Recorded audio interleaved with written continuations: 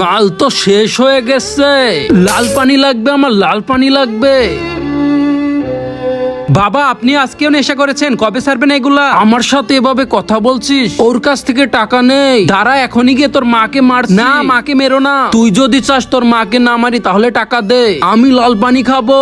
ঠিক আছে বাবা আমি টাকা নিয়ে আসবো, তুমি মাকে কিছু বলো না। আরে সাহেব এখানে কাজ পাওয়া যাবে। কি কাজ করবি? আমি কাঠের কাজ করতে পারবো। ঠিক আছে গিয়ে কাজ করো।